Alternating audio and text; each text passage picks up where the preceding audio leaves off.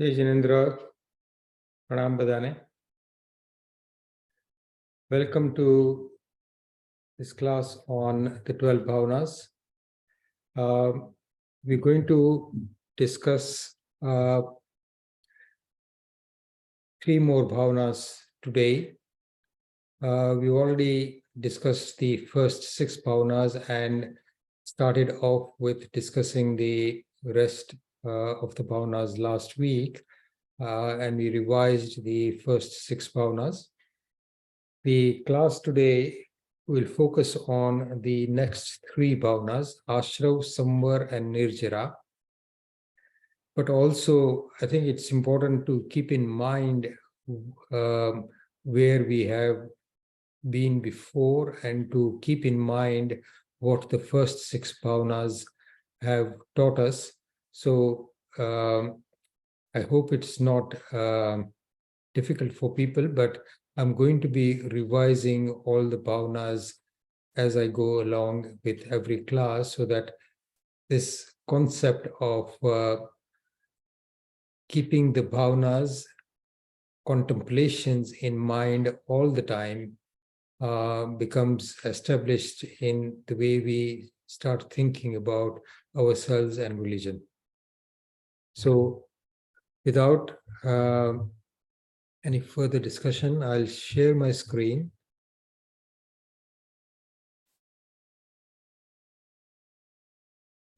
Let's start with the prayer.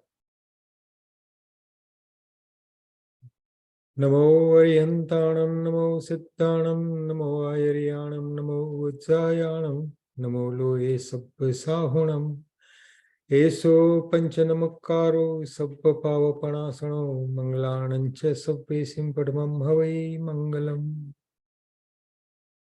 Veera Sarasura Surendra Mahito, Virambita Sansrita, Virena Bheta Swakarma Nichayo, Viraya Nityam Nama, Vira Tirthamidam Pravtamatulam, Vira Shugoram Tapo, Vire Sri Truti Kirtikanti Nichaya, Sri Virabhadram Disav, Anguthe Amrutavase Labditana Bhandar, Sri Guru Gautama Samariye Manavanchita Fadadatar. Just to remind ourselves what we are here for. Okay. I won't go through these initial slides, I think, but you will have this when you get the update on the slides, so that when you are reading or revising, you have the whole concept right from the beginning together.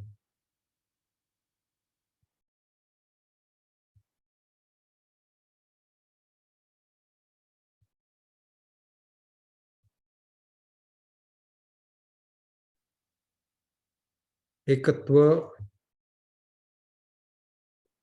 one is always alone in the journey from one life to another.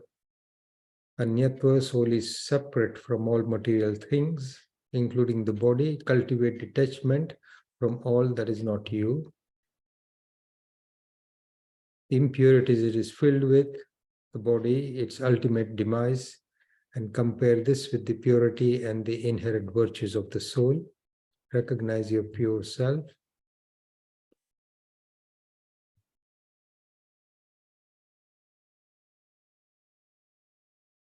So we ended here more or less last time. What is Ashrav, what is Samvar, and what is Nijara? We started here and we ended with this slide.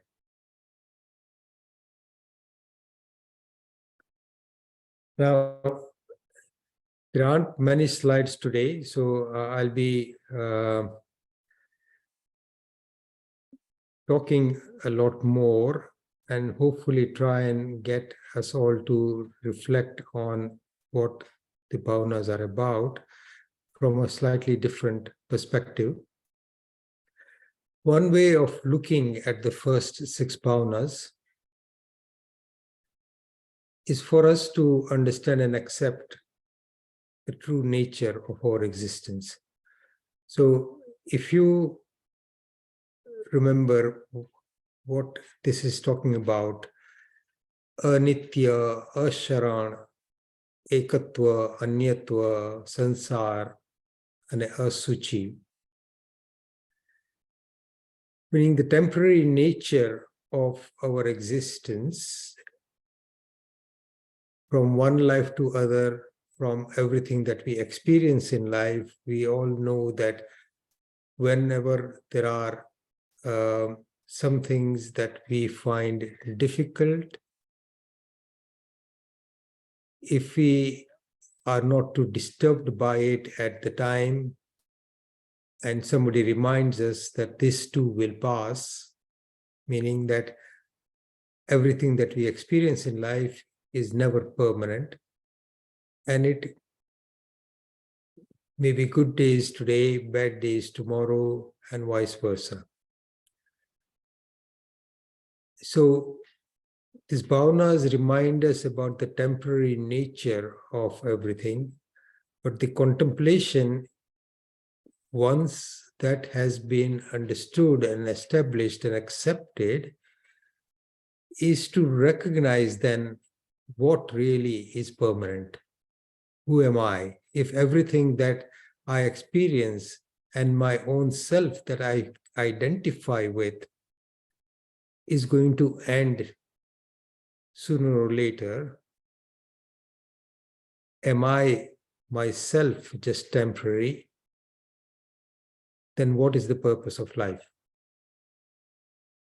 But when the recognition comes that no, you are not temporary, you are somebody who is suffering this temporariness because of the karmas that you have acquired lifetime to lifetime.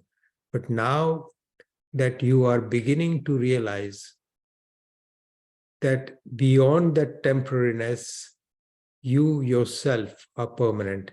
And this is the nature of yourself. So hold on to that. Now, when we begin to realize that, I mean, all these first six bhavanas, anitya, asharan, sansar, ekatva, anyatva, and asuchi, reminds us about the difficulties with everything that we identify with. And it reminds us that we live in an imperfect world. We need to accept that and to ensure that we do not get too attached or too involved with any of that.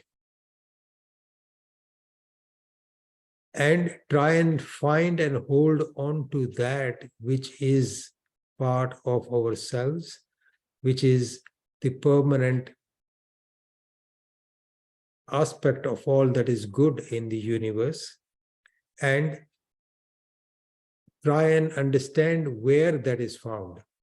So the first six bhavanas take us towards virti, or take us towards vairagya. Vairagya, all of you, I presume, have heard this word in Gujarati. Vairagya is understanding the temporary nature of everything and to feel that life as we live it in sansar is not something to continue forever. Therefore, those who become monks or those who take vows to limit their exposure to all these temporary things are walking the first steps towards putting vairagya into practice. So those householders or shravaks who take vows and say, I'm going to limit the amount of violence that I do, I'm going to limit the untruths that I might be tempted to say, I'm going to ensure that I do not steal anything, especially that which is or has major consequences to other people. I am going to take a vow for celibacy, which is partial, meaning that I will be satisfied with the person that I'm attached to or I've decided to marry or live with. And I'm going to limit the amount of wealth that I accumulate. So those are the first 5 minor vows of a Jain householder. So when somebody decides on that, then they are limiting their exposure to the temporary and understanding what is temporary and focusing on what is permanent. And those who are much more determined, more brave, take the path of becoming a monk or a nun. And that is Sarva Virti. So Virti is the result of Vairagya, meaning you understand the nature of the temporariness of life. There is a term that you may have heard called Smasan Vairagya. A lot of us, when we are deeply attached to a family member and that family member departs and we take them to the Smasan. Now, these days, our Smasan is the crematorium. And unfortunately, or fortunately, none of us actually sees the dead body being burnt. But traditionally, wherever the traditional ceremonies take place, the body is placed, as you know, on a funeral pyre, and the body is burnt, and you stand there and stay there until the body is completely burnt out. And that time is a time for contemplation. Those of you who might have been to a smasan to actually attend a ceremony like that may understand what I'm talking about, that you are there contemplating about he was there yesterday, he's no longer with us today, or I just saw him last week and he's now gone. So then people begin to think about how long before I go? What have I done with my life? What's going to happen to me after I live this life? What have I accumulated that will help me survive the future lives in terms of punya? And what have I accumulated that's actually going to make my future lives very difficult?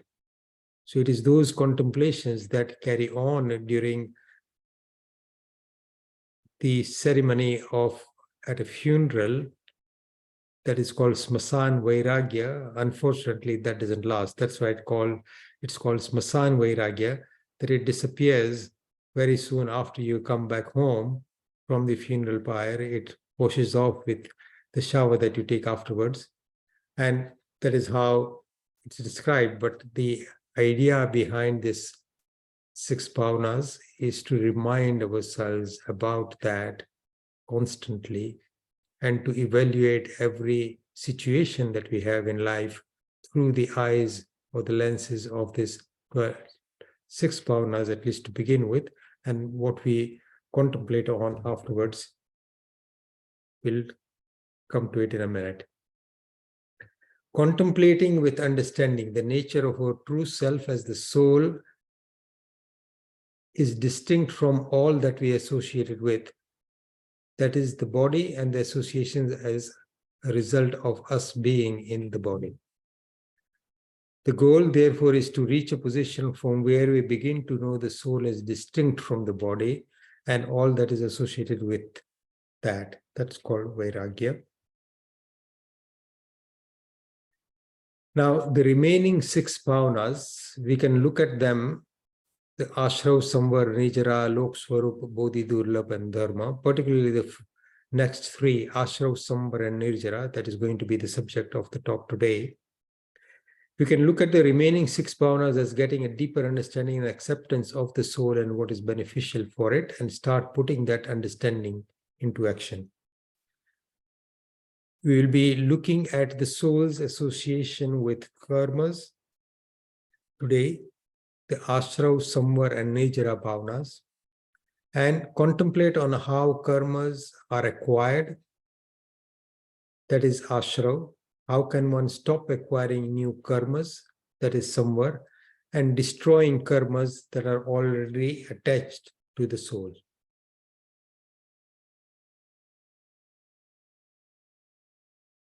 Now let's,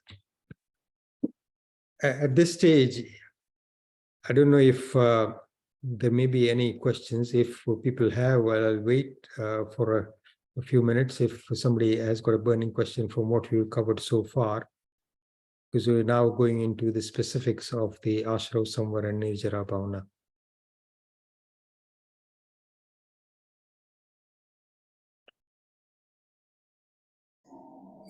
I haven't received any questions, Ajit Bhai. Okay. Well, nothing from me yet either. Okay. All right. Okay. Well, you can ask your questions at the end as well. So we'll have a bit more time today.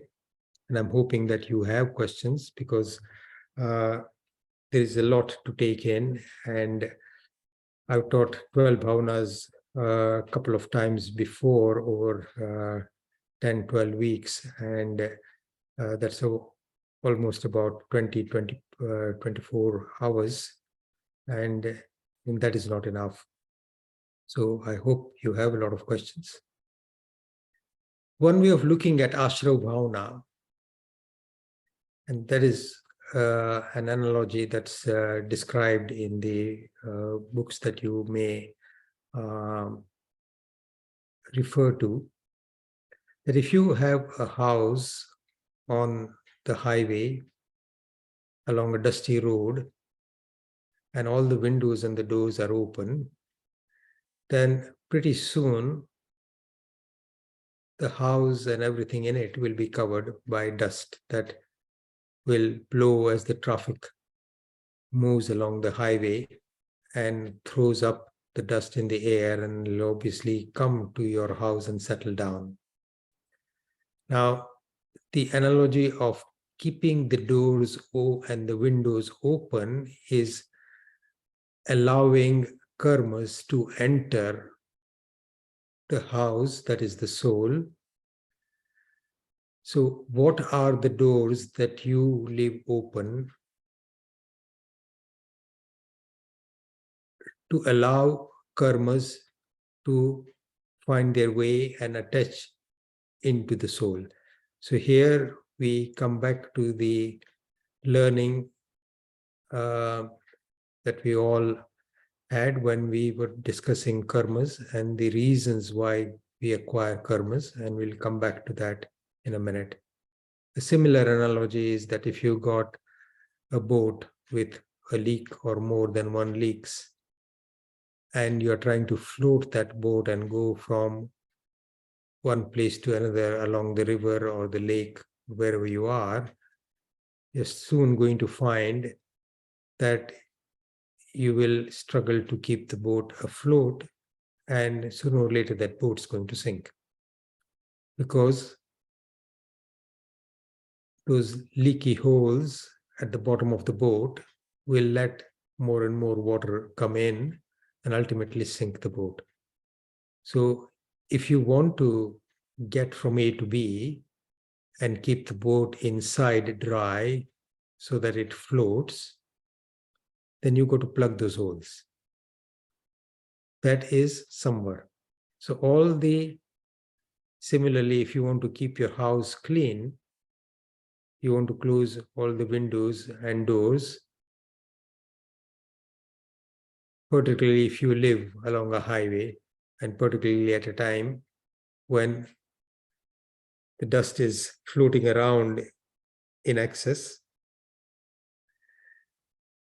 So keeping the doors open and letting water into the boat is ashrav, and closing the doors and the windows and plugging those holes in the boat is samvar.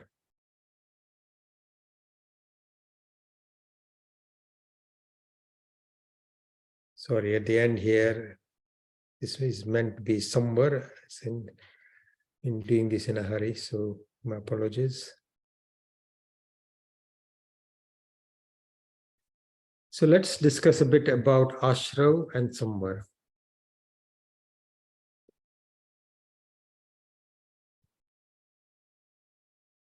How many of you remember the reasons why we acquire karma? We discussed the 4 or 5 reasons why the soul acquires karma. Anybody?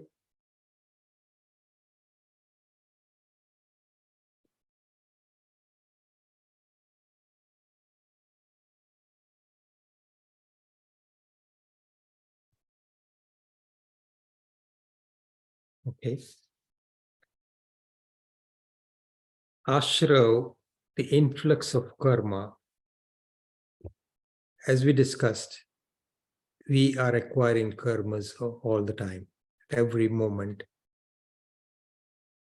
And the different kinds of karmas that we acquire constantly, depending on the kind of actions that we do and what is going on within our soul. The most fundamental reason why we acquire karmas, and the most important reason, is mithyatva.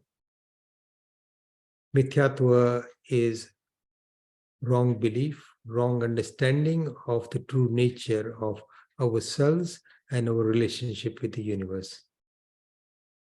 So, not recognizing that you are the soul separate from the body, and not recognizing what is beneficial to you, what is the right thing to do, what are the wrong things you must avoid, and what are the things that you just need to know. So the terms that I used to describe this is Tattvagnan, meaning Hey, Gne, and Upade. Hey means what you need to give, leave, or not actually accept. That is what you should discard. Hey, Gne, what you should know. And Upade is what you should incorporate in your life and follow by. So those are the things that you would understand through the knowledge of Nau Tattvas, through the knowledge that our Tirthankars and our Gnani Guru Bhagwants have given us, and having the faith in them, what the Tirthankar Bhagwans have taught us, what the Gurus are teaching us. So Dev Guru Ane Dharmama Shraddha. So Mithyatva is not accepting any of that, and Samyaktva, the opposite of that, is accepting that, understanding, but this acceptance, until it actually becomes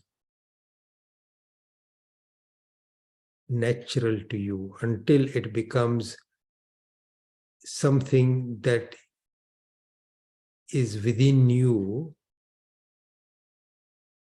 it may not have the effect that one would hope for.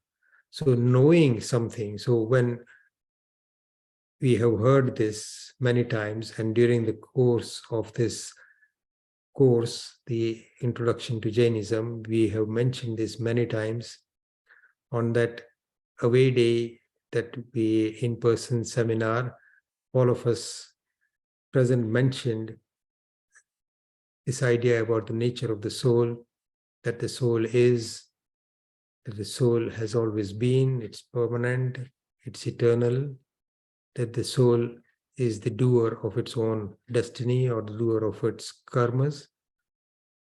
The soul suffers the consequences of its karmas, that there is a state of liberation from the association with karmas that is called moksha, and the way of acquiring moksha is dharma. So we may accept all these concepts mentally, but if we examine how we live with those concepts and whether they are actually incorporated in everything that we do, most of us will find that we are very far from that. So if we reflect back on what happens to us on a daily basis and reflect back on how we react to what happens, you will remember that most of the times we are not actually living by this knowledge that I am not the soul. Meaning, this body is not the soul. What this body desires is not what I want. I am the soul. Sorry, what I meant was I am the soul. I am not the body. We forget that because we become so attached to all the temporary things that surround us. So we get so engrossed with work and we are constantly focusing on what to do, what not to do. But the idea of who is actually taking those decisions and what are those decisions in terms of any benefit to who we are, those thoughts don't cross our mind most of the time. We sit down to eat a meal, we get engrossed in the taste or lack of taste in what we are eating. This is nice, this is not nice. This has got too much salt, this has got too little salt. I want something more spicy. Marcha che. Those are the kinds of things that we constantly engage in. If you compare this with how a monk or a nun lives, so most of you may know that when monks and nuns get things that to eat from households and they sit down to eat, they mix everything up. Everything that can be mixed, they don't have anything that cannot be mixed. And the whole thing is eaten together without, and it's deliberate to make sure that there isn't any focus on the taste. We would find that quite difficult because we want our dal, bath as one, saag rotli as separate, laddu as third, all the things, and we savor what we are eating. And similarly, everything that we do in life is focused on the material things. So our lives on a daily basis has got all the doors and the windows open. And the karmas that will ultimately affect the soul in an adverse way are being accumulated.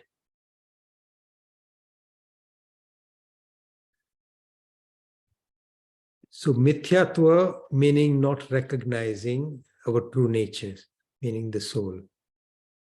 Avirti meaning having no restrictions in what or no limitations in our association with the material things in life. Mithyatva avirti. Kashai, our constant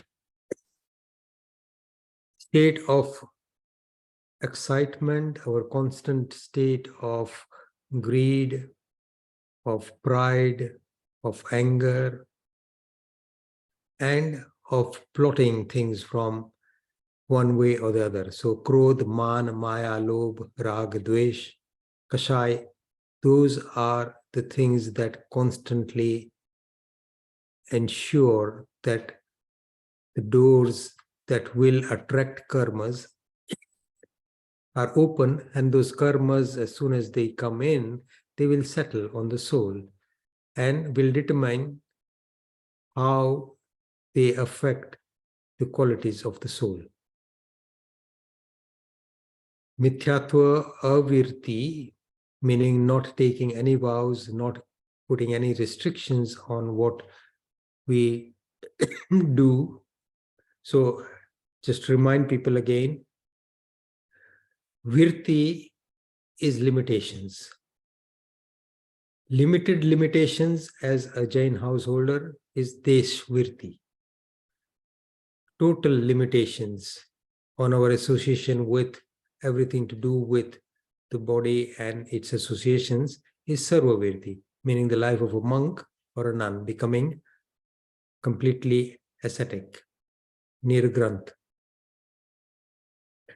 Mithyatva, Avirti, Kashai, and Yoga. Yoga is the term here in Jainism is used to describe all the activities of the mind, the speech, and the body. So all that activity also attracts karmas. So ashravana karana bada ane bandhana karana bada. So the karmas get attracted and then they attach to the soul depending on what is going on within the soul, meaning, are we angry or not? Now, just a word about recognizing the various kasai, the vices, anger, greed, deceit, pride. Most of us, if we are asked, what are you feeling now? Are you upset or angry? Or are you calm? Are you greedy? Are you proud? Would say no, no, no to all of that. Because we are in a calm, silent frame of mind. But if we look deeper inside ourselves and explore our motivations in everything that we react to. So, annoyance at something is a low level of anger.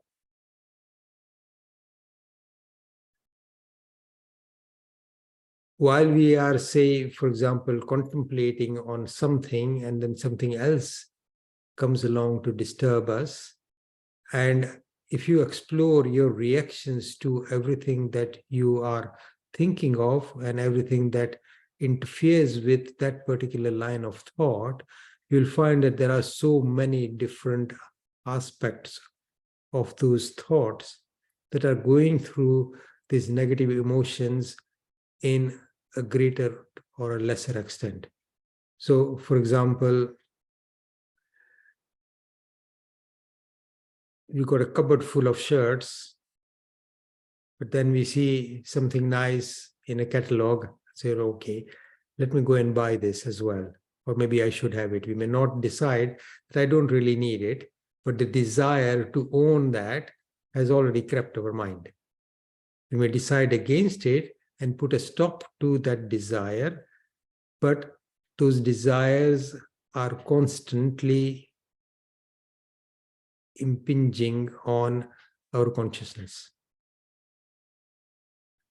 So a lot of this goes on, and to try and stop all these leaks or to close all the doors and the windows is very hard. And to begin to do that in a conscious manner requires, first of all, to understand what these processes are, and then to discipline ourselves to be conscious of what is going on within ourselves on a daily basis. And what I mean by within ourselves, the real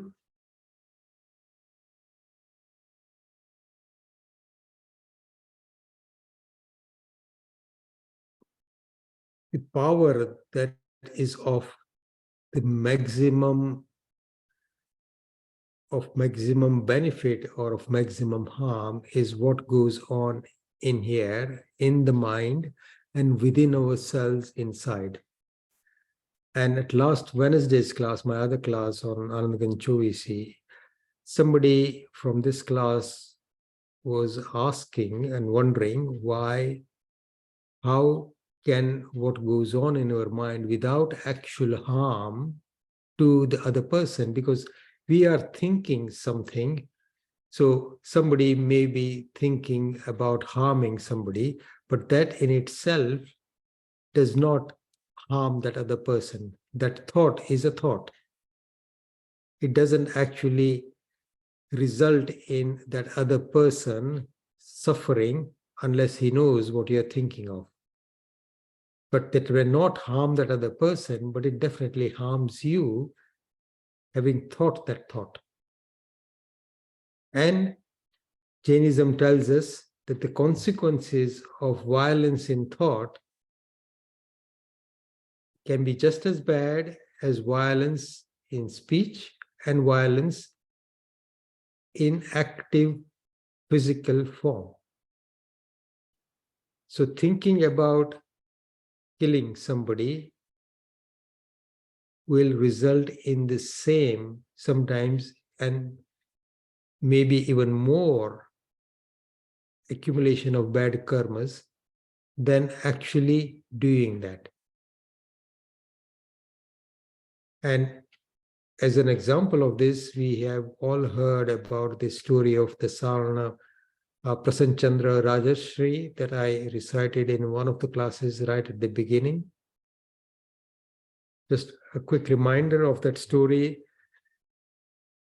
There is this monk who is meditating along the road that leads to where Bhagwan Mahavir is sitting on the Samvasaran, giving his sermon on that day, and two soldiers who are passing by with the king just say to one another, the soldiers are talking, one of them is saying to the other, do you know who that person is who is meditating along the road? So this man is standing with one foot on one foot, with the other foot folded and rested on the knee, with both his hands up and looking up towards the burning hot sun and suffering the heat of the sun. And he's a monk, he's a Jain monk, and says, do you know who that person is? And this other soldier says, no, I don't. So this other soldier enlightens him that this is King Prasanna Chandra, who has become a monk because he had a deep desire to give up his life and concentrate on spiritual pursuits. So he became a Jain monk. But what he has forgotten, or he doesn't realize, that when he became a monk, he left his kingdom in the hands of his heir, who is a very young boy. And after he is left, the ministers and everybody else in the kingdom is plotting to get rid of this young, inexperienced, very green king and take over the kingdom. Now, those are the words that King Prasanna Chandra, while he's meditating in a deep state of meditation, enters his ears and starts a chain of thought. And in his chain of thought, he suddenly becomes quite angry. I've given up my kingdom, but that does not mean that I'm completely powerless. And he starts fighting a battle with his ministers and his army and everybody else in his mind. And he's a king who has probably fought many battles before, who is very, very experienced and was a great warrior. He starts the battle and enacts the whole battle scene in his mind, and this goes on, and he's killing soldiers here, there. He gets completely engrossed, and I don't think any one of us here cannot identify with that. If you feel deeply into something, our mind goes into a train of thought which sometimes would surprise us, that how did I get so engrossed in something like this? But we start thinking about one thing after the other. We plan out, we plot out a strategy from A to Z and say, if I do this, this is what will happen. If I do that, this is what will happen. This is how we would do it. This is how we would not do it. And we may be doing all kinds of things. If they are of a positive nature, well and good. if they are of a nature like this, fighting a war, and this man, Prasanna Chandra Rajarshi, this Muni, is fighting the battle and killing other soldiers in his mind. And the nature of how our mind then takes over, he starts losing the battle. He loses everything, all his weapons, all his protection, and he has nothing with him, but he's so engrossed that he is getting desperate. And suddenly he realizes, I wouldn't stop fighting because a soldier is a soldier, and until I'm there, there is always something that I can use. And he remembers that he has a helmet on his head, and he puts his hands on his head to lift up the helmet. Some of you may have seen this in war museums. Those helmets on those ancient times used to have a pointed head, like a sharp instrument, like a long dagger. And he puts his hand on his head, but obviously he's a monk. His head is shaven. There is no helmet on his head. And suddenly he realizes that what is he doing? He's taken a vow not to harm any living being, and he has just fought a terrible war in his mind, and he reverses himself. But by that time, when at that moment King Shrenik is asking Bhagavan Mahavira, what will happen to this Muni if he dies now? Where will his soul go? And Bhagavan Mahavira tells him at that moment, when he has acquired so much karma fighting this battle, that if he dies now, he is going to the seventh hell. And a few minutes later, Bhagavan Mahavir has continued with his sermon, and then King Shrenik interrupts again and asks, Bhagavan, what will happen to this man if he dies now? So, well, his soul will go to the highest heaven. King Shrenik takes this in and is surprised. And a few minutes later, without him asking the question, there is a sound of some celestial bugles being played by devs. And King Shrenik asks, or Bhagavan Mahavir says that this is the announcement, or the bugle the devs are announcing that this Prasanna Chandra Rajarshi, who was meditating, has just achieved Kevalgyan. So he acquired enough karmas as a result of the activity of his mind, Mani Yoga, to take him down to the seventh hell. So Jainism teaches us that the power of the mind in terms of causing harm and in terms of making the atmosphere around us good or bad is beyond any comparison with anything else. And we know some of you who may be interested in health may have heard of some similar things in terms of healing people and a positive attitude. And there are published papers about some of this, and there are some very experienced physicians who have talked about this elsewhere, the power of the mind. So that is ashrav, and somewhere is stopping all this leakage in the boat and closing all the doors and windows. And how do you do that? By understanding that these are the things that will attract karmas and make me accumulate and bind with karmas. So if I stop this, if I ensure that my understanding and belief and faith in what is right and what is wrong is firm, and it doesn't disappear at every adverse or attractive moment in my life, then we may go forward towards achieving samyaktva and getting rid of mithyatva. That we begin to understand that limitation is good. So I often say in my classes, there's a simple question we are taught these days that choice is good. And we have been so much used to choices that we bring up our children right from the very young age, asking them to choose, what do you want to do? Do you want the blue shirt or the yellow shirt today? Do you want to eat this or do you want to eat that? And we in the health service are also taught to make the patient make his decision and give them different choices. So for treating your high blood pressure, these are the guidelines, but you have a choice. You may choose this particular product from this guideline that is recommended, or you may choose that.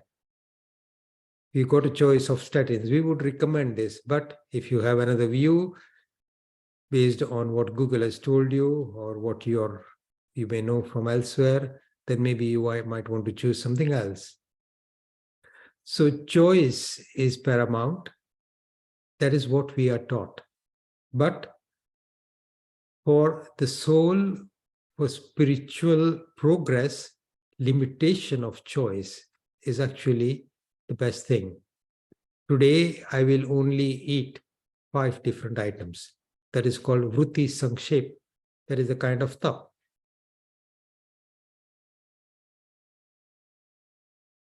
During Ambil, I will not eat any milk products, any ghee, any tel, anything like that. My food will be very simple. Today I will fast. I will not have any meal. Ansan unodari Vritti Sankshep, Ras Tyag. Today I'm going to avoid eating anything sweet. Vigai Tyag, for the next 6 months, I'm not going to eat anything with ghee in it. So these are the different kinds of tap that we'll discuss a bit more in Nirjara. But that is called limitation of choices. And that is what the vows are about.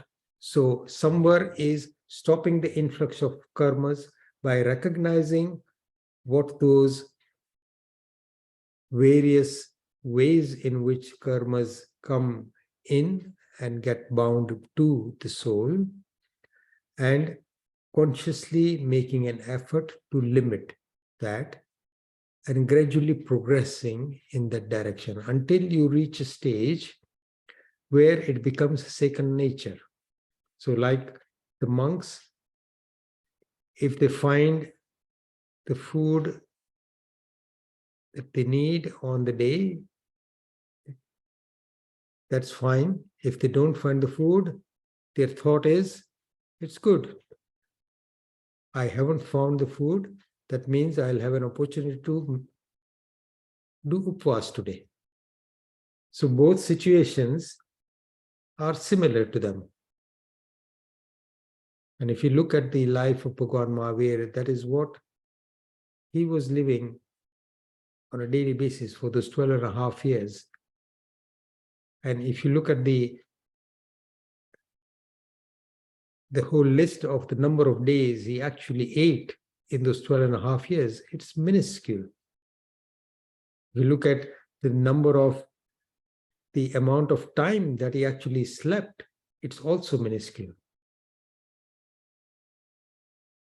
During those 12.5 years, Bhagwan Mahavir never laid down. His sleep was the transient snooze that he would have when during dhyan, standing up. But these were all involuntary. He wasn't consciously trying to sleep.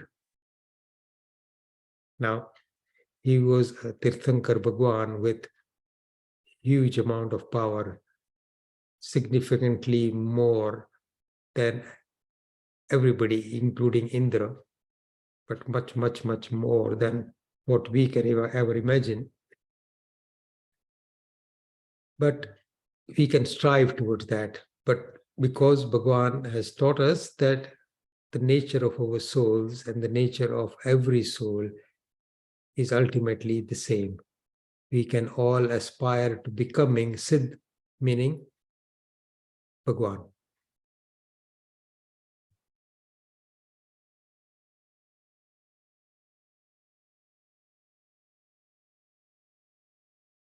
Now we'll briefly talk about Nirjara.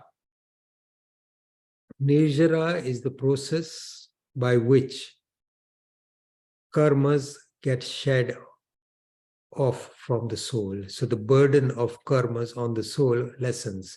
But as we know, we are constantly acquiring new karmas and we are constantly shedding karmas. But if we wanted to achieve a balance, a zero balance, then we've got to stop acquiring karmas and get rid of the karmas that we have already acquired. And that is the whole process of, or the whole road towards moksha. That is what the whole process is about. That you practice samvar, you obstruct ashrav, you practice samvar and you practice nirjara. So you are limiting the accumulation of karmas and you are gradually or rapidly getting rid of the karmas that you already accumulated. That is called nirjara. And that was the whole path that every monk takes. That is the path that Bhagavan Mahavir set out at when he took Diksha. And for those 12.5 years, that was his only goal, to get rid of the karmas, to reach a state of Keval Gnan and then Nirvana. How do we lose karmas? So our Shastras describe two processes. One is called Sakam Nirjara and the other is Akam Nirjara. Sakam Nirjara is when you are aware and you are making a conscious effort to destroy karmas. Akam Nirjara is loss of karmas as a result of suffering, their consequences. So at the moment, we are losing, with every second, we are losing a bit of our Ayushya karma, meaning it is being spent. So we are losing a bit of our Ayushya karma with every moment that passes. That means during the course of this lesson, we'll all have lost an hour and a half or an hour and 15 minutes of our Ayushya karma. So if our Ayushya karma was meant to last 100 years, then we've just lost that 1.5 hours. By tomorrow, we'll have lost a day compared to today, and so on. So that karma is being shed off every time. Tonight, when we go to bed, we may wake up with heartburn and wake up with burning pain in the abdomen or the chest and suffer for 5-10 minutes. If you are unlucky, it may go on the whole night and we may end up waking up, coming down, taking some antacid mixture or a glass of milk or something. So what's happened there? We have suffered the consequences of asata vediniya karma, which has given us that period of pain during the night, and the medicine works, and by the end of that, next day morning, we have stopped suffering from the heartburn. If that Sata Vediniya karma is meant to last a long time, then that may not end. We may have to go to the doctor after a few days or a week, and the doctor may give us more medicine, which may or may not take care of the problem. We may have to continue to take the medicine for many months, because if we stop it, the heartburn comes back. And that's a minor thing, but underlying that heartburn, there may be something else going on. The doctor says, look, I've done some tests which tells me that you're anemic. It's possible that you're losing blood from somewhere. We need to check you out. And the fact that you now got heartburn, which wasn't there before, let's start with an endoscopy. He sends you to the hospital, and the endoscopy shows that you got a cancer, or we've got cancer somewhere in the stomach or the esophagus, and we're losing blood from there. So that particular asata vediniya karma hasn't finished its business yet. It will carry on. That illness may have a solution, may not have a solution. So that is the karma that we got to suffer till its very end. So that is a calm nirjara. But in suffering through the consequences of that karma, if our mind then keeps on and our inner self reflecting that I'm so unlucky, I'm so unhappy, why do I have to suffer like this? And we blame our everything else and get constantly engaged with this particular illness, then we are acquiring more and more bad karmas. That is what Jainism teaches us, that if you suffer something, consider that as a result of your bad karmas and suffer silently, and you will be fine. That karma will go eventually. So that is sakam and akam nirjara. There is a simple example of sakam, akam nirjara.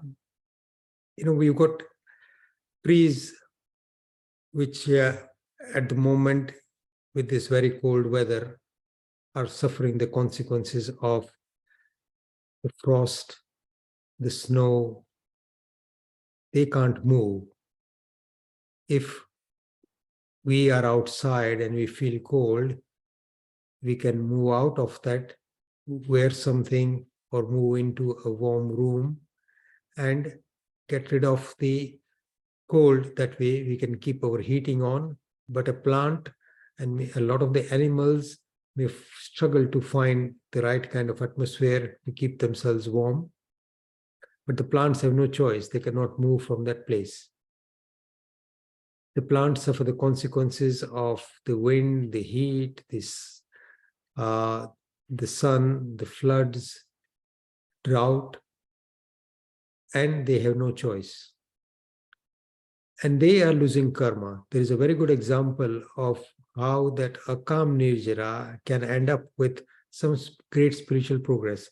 So this is the example of Marudeva Mata, who was the mother of Bhagwan Rushabdev, that a lot of you may have heard of. In the life before she became Marudeva Mata, the soul was a tree. And that was the first life after that soul had left Nigod. That is where we all start life. And from Nigod, that soul became a tree. And as the tree, it was standing next to another tree with a lot of thorns on it. And as the wind would blow this way and that way, that thorny tree would prick this other tree, that was the soul of Marudeva Mata. And in so suffering the consequences of this pricking throughout the life of that tree, she got rid of a lot of the karmas. And the next life after that was that life of the mother of a Tirthankara. So she was very lucky. And in that life, towards the end, when Bhagwan Rushabdev had become a monk and then achieved Keval Gnan, Marudeva Mata had not really understood why Bhagwan Rushabdev had left and wasn't really knowledgeable enough or understanding enough to understand what Bhagwan Rushabdev was trying to do. And she kept on crying for a long time. And Bharat Chakravarti, who was her grandson and was the son of Bhagwan Rushabdev, kept on trying to console her and say, don't keep on crying. He's your son, Bhagwan Rushabdev, is at a good place, so don't fret for him. Then one day when they heard the news that Bhagwan Rushabdev had achieved Keval Gnan, Bharat Chakravarti says, come, let me show you what your son, Bhagwan Rushabdev, has achieved. And you have kept on worrying about him and how will he be in the jungle? Will he be cold? Will he be hot? Will he be eating anything? Will he not be eating anything? Because this is the heart of a mom. And she's obviously worried about her son. So let me show you where he's got to. So he takes her on an elephant made for riding, and in a very stately fashion, because Bharat Chakravarti was the king of all 6 continents. He was Chakravarti, and he takes her there and says, look, when they come near, Bhagwan Rusubdev is sitting in a samvasaran and says, look at what Bhagwan Rusubdev, your son, is doing. He's giving a sermon. He's surrounded by devs. He's surrounded by people.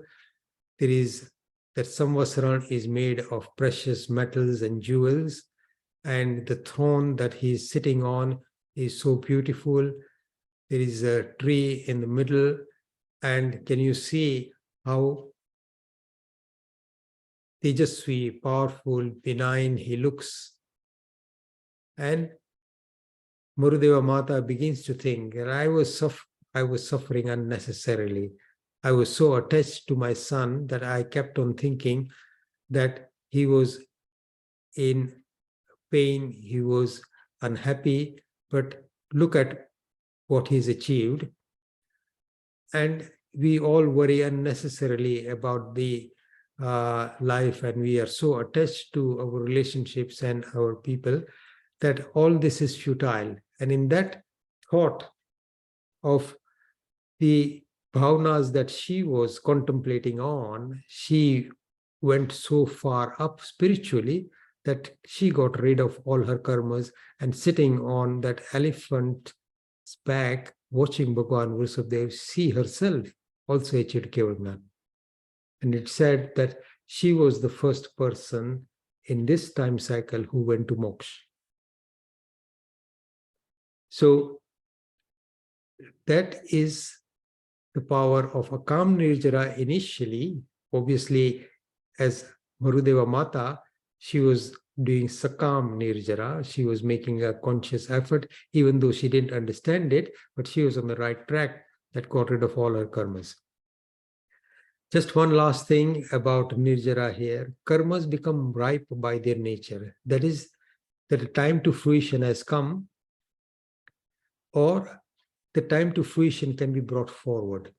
The example that is given here is that if, say, for example, we buy mangoes during the mango season and we bring them home, we've carefully selected the mangoes that will ripen over the next few days, and we bring them and leave them in a place. But if we have a few guests coming and we want to ripen the mangoes a bit faster, maybe in 2 or 3 days' time instead of a week, we would cover that particular box of mangoes in some warm things.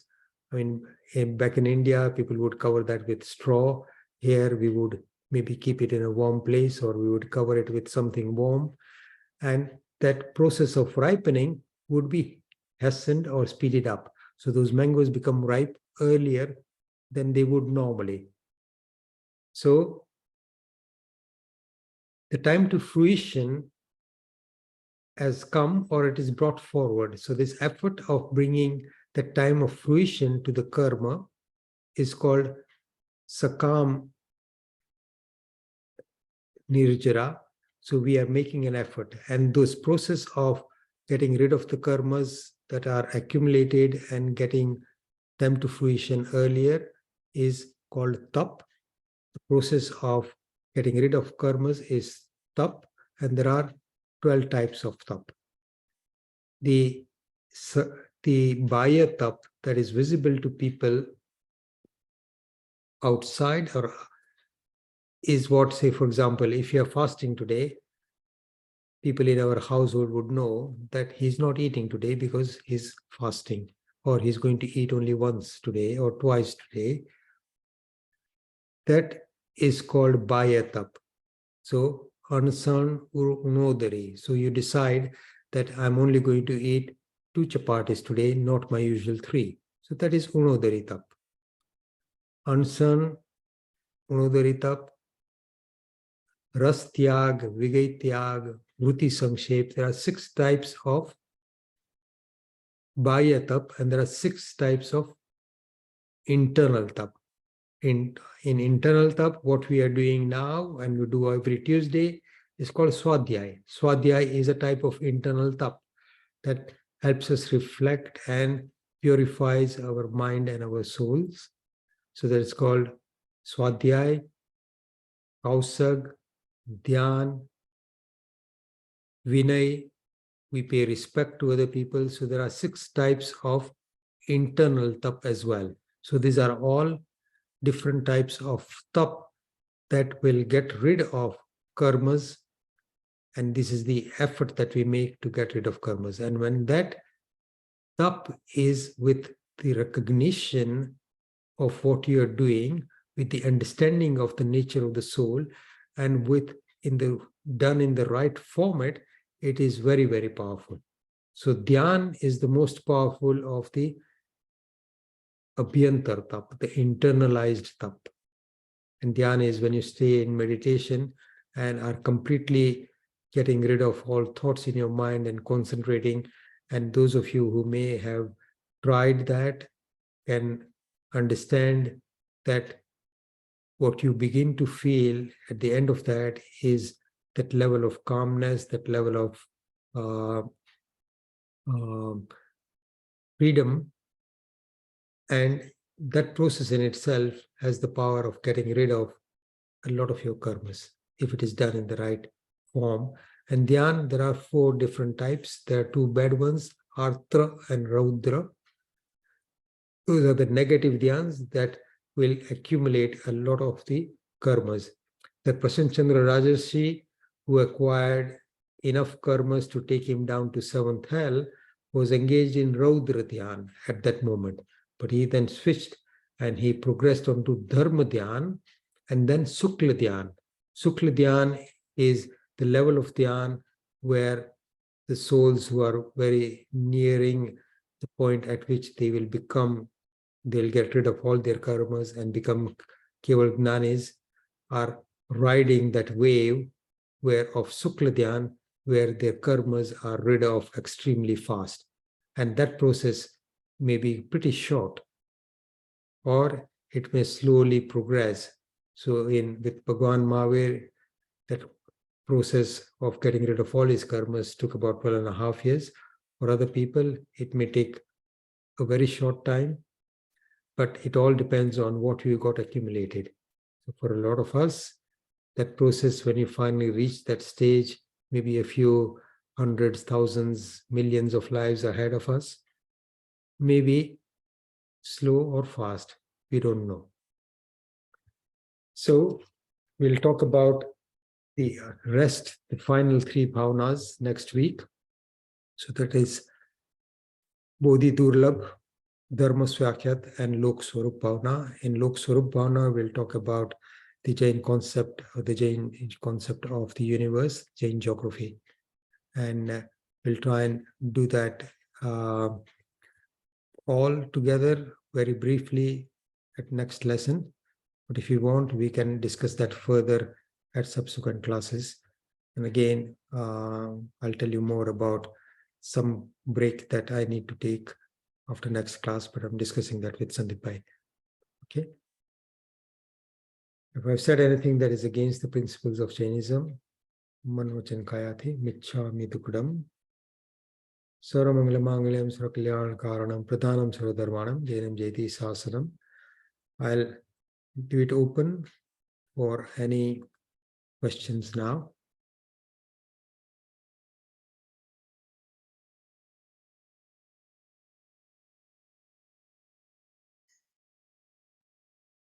I have 2 questions. The first question is from Bijal Shah. How do souls leave Nigod? Do they have to do karma, nirjana, in order to do this?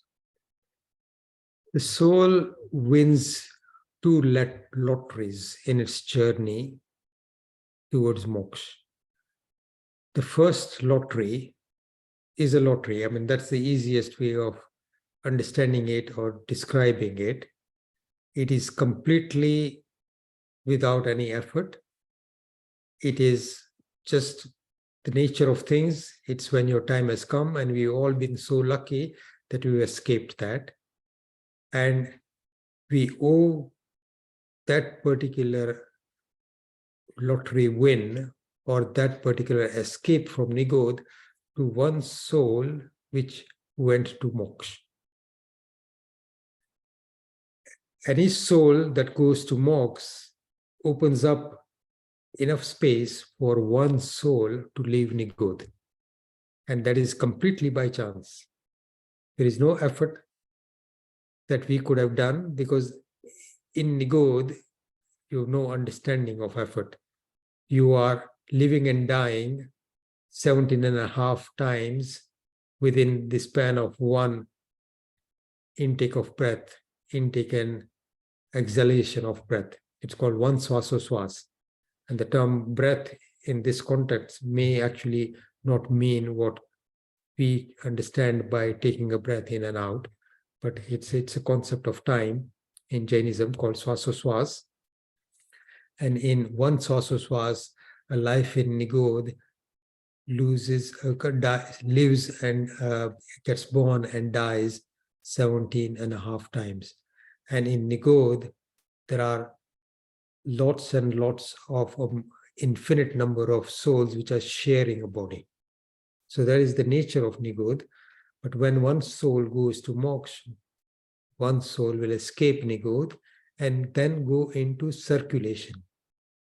So it's called, until the soul is in Nigod and not being circulated, it's called it as being in Avyavar Rasi. Vyavar means circulation. And when it comes into circulation as a result of another soul going to moksha, it's said to have entered Vyavhar Rasi. It may still be in Nigod, but from that moment onwards, its circulation can begin. And then its gradual progress towards higher and higher forms of life. But if we are not careful, it is not impossible to go back into Nigod. But once you have escaped the Avyava Rasi, we will never go back into Avyava Rasi. Even if we go back to Nigod, then we still have the opportunity to go back into circulation. Okay, that's about Nigod. Okay. The next question I have is from Dipali Shah. How do you know when you have got rid of all the karmas? What stops you from getting more karma at that time? Is Keval Gnan achievement? Can you only achieve Keval Gnan in human form? Yes, you can only achieve Keval Gnan in human form. Once you have reached that stage of getting rid of your Mohniya karma and you achieve the state of Keval Gnan, with Mohniya karma gone, you got rid of your Gnana Varniya karma, Darshana Varniya karma, you got rid of the 4 greatest soul-harming karmas, and then your journey to moksha is very short, depending on the number of years that you have left to spend in that particular body. At the end of that lifespan, you're guaranteed to go into moksha. Once you got rid of the Mohniya karmas, you would not be acquiring any new karmas except the karmas that provide some pleasure to the body, because that is the nature of things.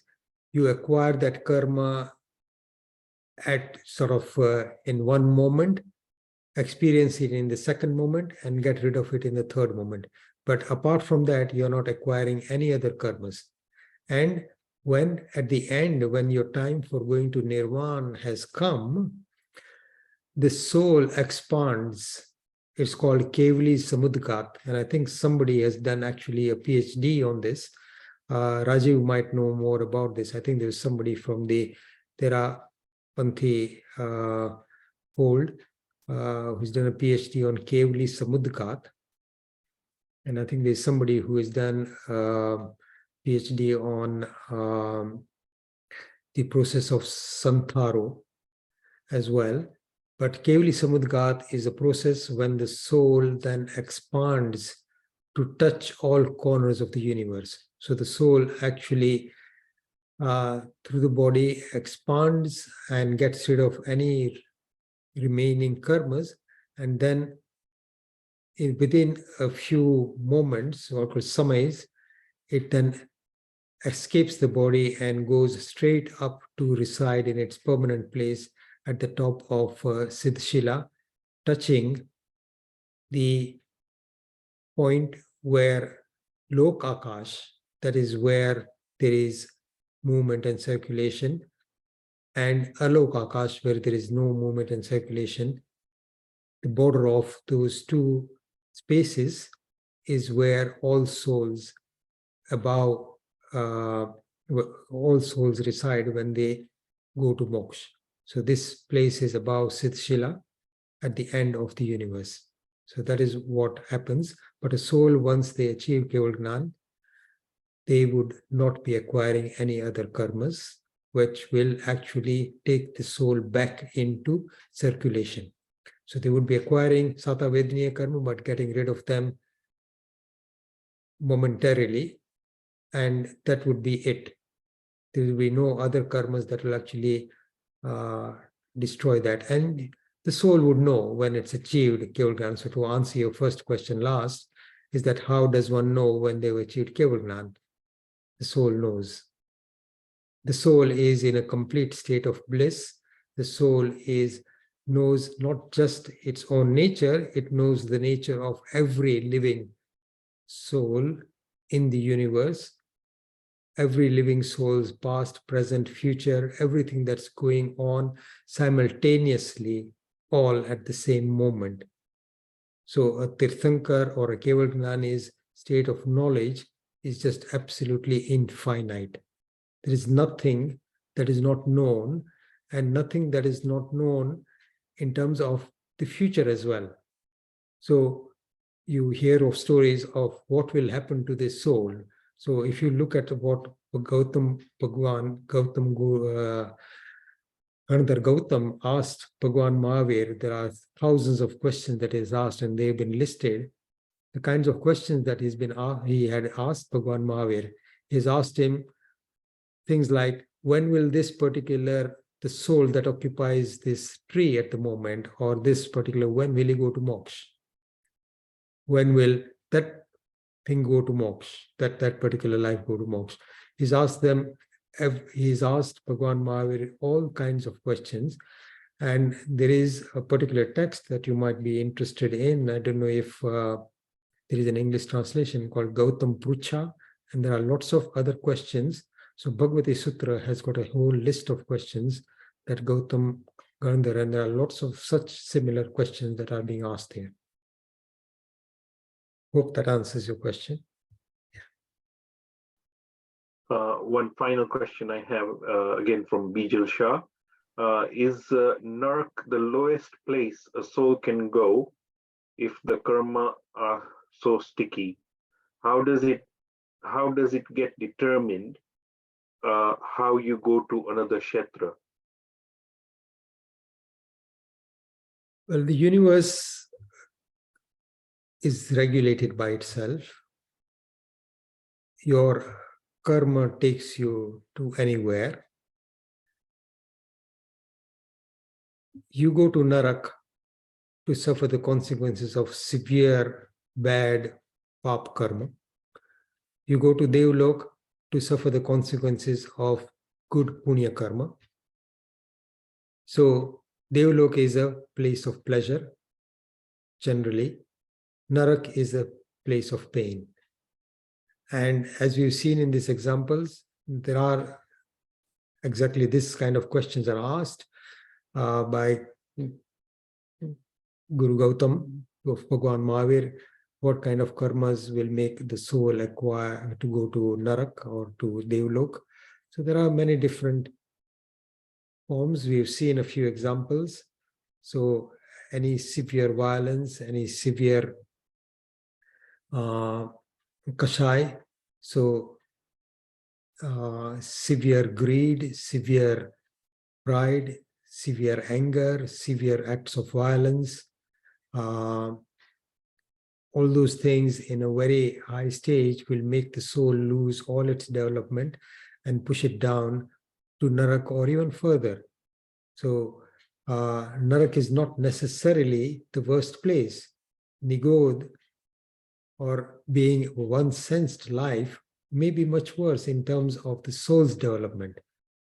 It may not be consciously painful because we do not necessarily have the consciousness or the mind to experience everything, but it is obviously much worse. So, Narak, we've heard of a few examples. We heard of the examples of King Shrenik, what he did to achieve the enough pap to go to Narak. And I'm sure our Shastras also tell us that we've all been to Narak many, many times. You've also been to Devlok many, many times.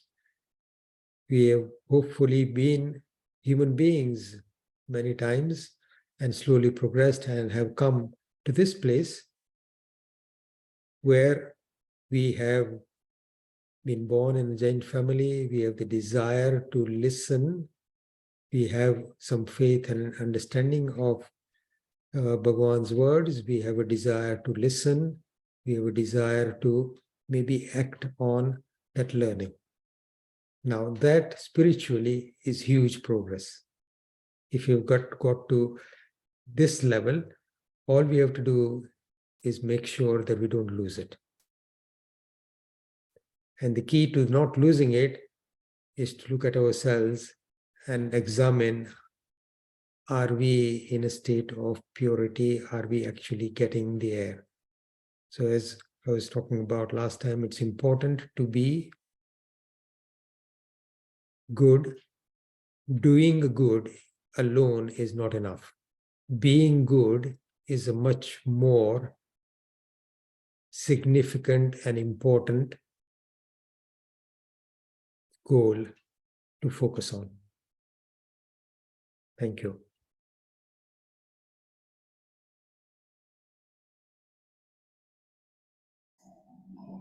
Thanks, Ajit Pai. I've got a question, a couple of suggestions actually from Darshna Danani.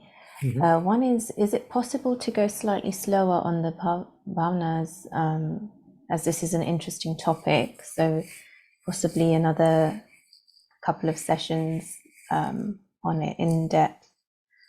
And also, could there be some slides on the new terminology that we've gone through in the last few sessions?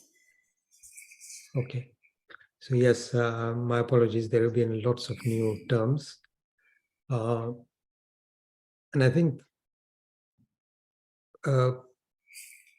if people are interested and we want to talk about Bar Bhavnas in greater depth and detail,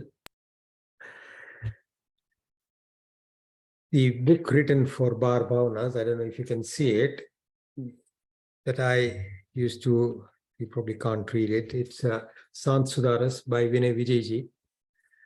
And there are other texts, and you're looking at about 400 or 500 pages. And we could spend 2 or 3 years going into the depth of this, but it's, I don't know, if people have the appetite, we could, there are some basic topics like Bar Bhavnas and Barganusari Panana Pantris Guno. Those are the absolute beginnings of learning about Jainism that we can just concentrate on and carry on for a couple of years if you want. Or we could, some of you may get quite bored because you may want to know a lot more of other things, but absolutely, I'll try and get together the new terminology into a slide, hopefully for next week. Thank you. Just one more from Darshna. How can we get rid of our attachments in order to get rid of some karma? I find myself saying, I'll not get attached to XYZ item and can cope on the first day, but the second day it is the first thing I look at. we are all battling that, and we are all battling this because we have come with lifetime after lifetime of accumulated desires, which are very, very difficult. And it's slow progress. It's not easy. You have to start limiting yourself. So there is one simple formula. Something was said that lobnu o sardan. I don't know if you heard that term. That if you feel greedy and you can't find it very difficult to leave certain things, then give it away. Some of us actually think that if there is certain things that you desire so much, that you're so attached to it, then take a vow that I'm going to give this up for the next 3 months, 6 months, and see what that does. You're now bound by a vow. You now decided that you're not going to eat this particular thing for next few years, 1 year, 2 years, 3 years. So a lot of us, a lot of people take a vow during Paryushan, and there is a particular sutra that is quoted there, Dharana Avigra Pachkai. And you decide that this is the thing that I'm going to give up. So one way of doing that, especially certain things that you're really attached to, is I'm not going to do this. But equally, there are important things. So for example, if you take a vow that if I ever get angry about this kind of thing, then I'm going to fast the next day. That pretty quickly gets rid of the anger. I've heard of a simple vow that Sadhu Maharaj actually gave to somebody who was a heavy smoker. There's something very simple to do. When you want to smoke, don't do anything. I'm not telling you to stop. I'm not telling you to do anything else. But recognizing the fact that it is harmful for you and it's not a good thing for you to do spiritually, just take this simple vow that whenever you feel like a smoke and you start smoking, having lit up a cigarette, or you start lighting up a cigarette, sit down, hold your hand in a muthi, in a fist, and say Tran Naukar. So this Ratna Sundar Sri Maharaj, I think I've heard him many years ago about this. He says this person then comes back after a few months.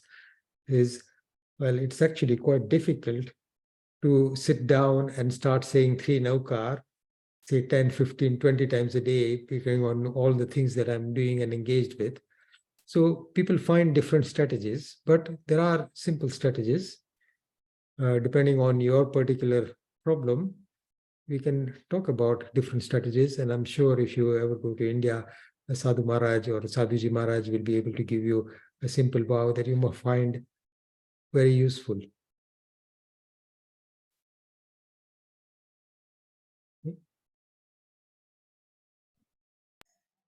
Thank you, Ajit Bhai. I think we are now running out of time. There is a few more questions, but if we can take them up next week. Yeah, we'll take them next time. So if you want to close off and then... we'll close off, Thank you very much. And thank you very much, everybody, for your questions, and apologies for having run late as usual.